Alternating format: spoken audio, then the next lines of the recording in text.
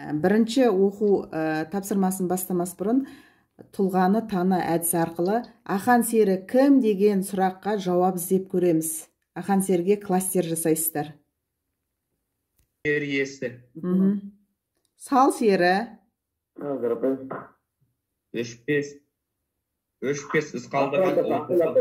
Ақын әнші композитор екен, апай. Жақсы, дұрыс айтасың, Марғұлан. Әнші композитор екен.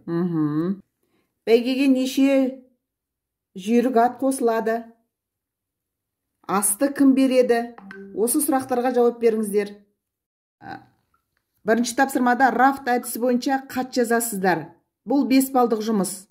Бірінші роль, яғни оқушы ретінде ақан серіге аудиториясы кімге дегенде, формасы хат, тақырыбы сіз тарихи тұлғасыз деген тақырыпта ақан серіге хат жазасыздар, балалар. Ал енді екінші тапсырмада осы Ілияс Жансүгіровтің құлагер поэмасындағы құлагермен рөлін оқушы ретінде жазасың, яғни ақан серіге формасы хат түрінде болады, ал тақырыбы сіз тарихи тұлғасыз деген тақырыпта жазасыздар. Құлагермен нен салыстырасыздар?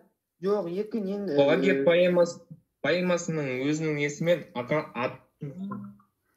Құлагер поэмасындағы құлагермен Абай Құнанбаевтың аттың сыны өлеңіндегі атты салыстырасыздар.